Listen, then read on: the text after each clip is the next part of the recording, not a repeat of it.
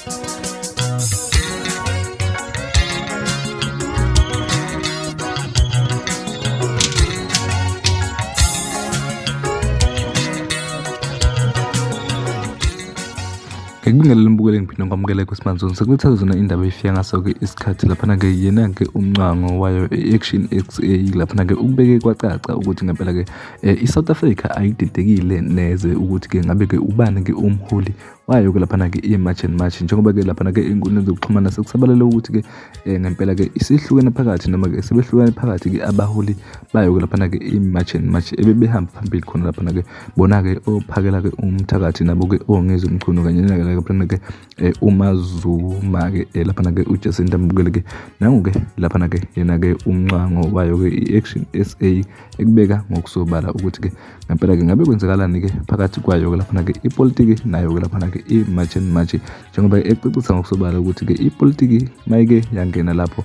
kuvele kubhede ngempela. Nansi-ke ividiyo yakhe laphana-ke yena-ke umncango ebeka. Siyabonga. Look, angifuni mina ungena kakhulu ekuthenini who is taking i-March and March. Njengoba ngisho i-March and March akuyona yomuntu. I-March and March eyabantu South Africa. But there's no confusion. The leader of March and March is Jacinta Ngobese. Akushintshi lokho. So no matter who come and go, but umholi we-March and March uyedwa. Futhi akazi sibe confused thina. Siyamazi ukuthi uJacinta Ngobese. Angikhumbuleke futhi uphakela umthakathi ethi he's taking over March and March. Angaze kumuzwa. Yabo ngiyakubona ukubhalwayo manje sokukhulunywa okuningi okukhulunywayo. Vele abantu can interpret izinto ezihlukene. Kodwa ngicela kubalekile la ukuthi kwesinye isikhathi some of us have this wisdom yokubona izinto. Yabona ipolitiki ihlupha ngani? Go divide and rule. Kunabantu divide and rule. Ngingomunye wabantu oqala wayibona lento le yokuthi why umacingwane engabizwa uma kunemhlangano nomprima waKwaZulu Natal esimningi imhlangano singaboni macingwane kanti siyabona bobathathu bayalida ngokuhlukana kwabo kule initiative. Akushintshi ukuthi ukuhamba bathathu banje sebeholi March and March bonke cha umholi March and March bini uMangobese akushintshi lokho kodwa behamba ndawonye kanje mase bemhlanganweni noprima waKwaZulu Natal usuyabona khona ungabizwa ngathi mangibhala ke ngiyibuza le mibuzo le ngaphendula laphendulwa ngayo yabo kwakhona abasho kwabo ngendlela abakusho ngayo nomunye osho ngendlela osho ngayo namanje ke mase kunemhlangano nomongameli angiyazi yabizwe kanjani futhi angandaba nayo mina ngoba angihlangene nayo. President say yona no party ye divide and rule. Ayenziwa president yedwa. I can tell right now iqala kwaZulu Natal i-divide and rule ngayibona iqala yenziwa umuntu nakwaZulu Natal. Let's divide and rule.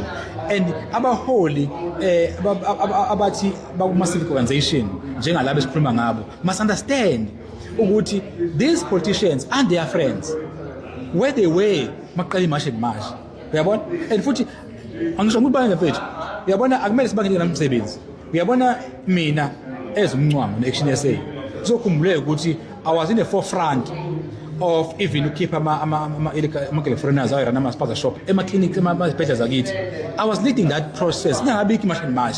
I was in mawube umlando uyakuveza ukuthi yena I was there mina myself angibizanga muntu angikwenza ngedwa ukhipha ama-illegal foreigners but angikwazi bese ngithatha amandla kaJacinta Ngobese uqhamuke yena ngo-24 March wathi guys asihlanganeni lempi inkulu nakhona yabona into engiyenza kwaNongoma naseNewcastle ukuvala ama-stock shop but akushintshi ukuthi namhlanje i-issue illegal immigration is a hot topic not only South Africa internationally. It's because of uMangobese her initiative ayiqalile so sonke ke angikholwa usomele sithini ubani wenza lezi individuals let's support and I think kwesinye isikhathi mfethu efuneka ngisho mfethu asivuma uholwa momholi holeka phela ingakho mina ngumholi wa-Action SA kodwa mangifike emashini ye-March and March kufanele ngivume uholwa ubani uMangobese ngoba uyena umholi we-March and March okwami is to step kufanele ngazi irole yami ngoba masicompete kubuholi nami ngine-role yami yabo ngila ku-Action SA ezihlalo ye-province mase khona mina hayi ngu-number 1 mase khona uHerman uba phambi kwami kodwa uMherman engekho kusifundazwe I'm number 1 so mangifike emashini ye-March and March I give space ubani uMangobese. Ingakho ngizongibona iqoqo position semini emashini march ngoba ngiyayihlonipha into ethi lento emashini march and bafuna ukuthi bayisuse ipolitiki kuyona. Yes, I'm a politician and I'm supporting the initiative ye-machine march and ngizoqhubeka futhi ngibasupport mina ngoba kimi ne-principle angihambi namuntu lomsindo khona akunandaba nawo ngiyakufuna ukukhuluma kodwa my message to these leaders, these politicians anbiza ama-boardroom awabona abangani benu. They are here to divide you. They are not here to unite you ngoba ubantu bafuna ukununite ngabanibiza nonke bahlalise phansi sonke kusuka la KwaZulu-Natal mabenibiza abanibizi nonke futhi into ekhona ukuthi asikumukele ukuthi yes the different organization nomunye amenza imashi yakhe imashi yakhe kodwa futhi umenza imashi yakhe akasho imashi yakhe leyo angathi manje yaba bonke abantu imashi South Africans ahlangana ndawonye mina ke ngikwaziyo abake bangimema angikwazi lamanye amamashi ngoba ayikho ngimema kubona engiyangamenywa kuyona ngatshelwa kuyona ukuthi yenzeka yama march and march yona ke I have ama invitation makune march and march I get invited la manje angikwazi ukwenziwe kanjani ngemose kwenziwa sigcwele abantu ukuthi sokwenziwa abizwa kanjani angazi so ngiyalana ngibize kona so kungathiwa ngoba bengibona abantu kwama march bese bethi ha umncwango pho wayengayila eyakulawe march and march ingowe march and march ngine proof every march abayenza bangibhalela mayikhona ngine proof ukuthi bayincwadi bangithumela yona bese ngiyama fune ngiye lapho ngoba uma ngisonke available ngiya manje available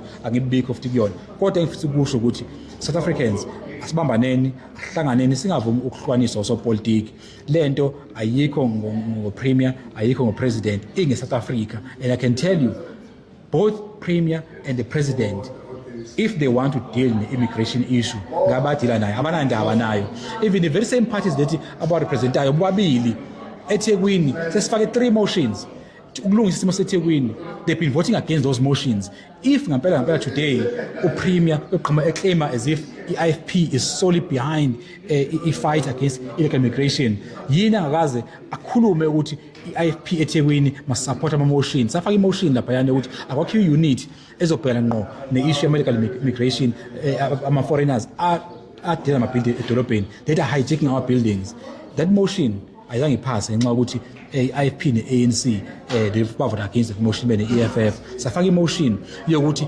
i-economy esema township abaphuma bangaphandle bangenayo imvume it must be owned by 100% South Africans. That motion ayiphasanga ngoba kwaba yibo abavote against that motion we ANC and IFP those parties now abaholi bakhona abakwazi namhla ukuqhamuka as if they care about the issues khala ngayo abanandaba nayo okwabo nje ukudivide abanye manje njengoba kune division ekhona ba excited bajabuleke manje ke ngoba this is what they wanted to achieve and I think our leaders la ama civics la sikhuluma ngawo enza mistake okuvumela ukudivide osopolitiki and osopolitiki indlela ophusha ngayo is to divide and rule right now they're going to rule because they've divided the civics la besithina simphambi kwawo Siyabonga kakhulu.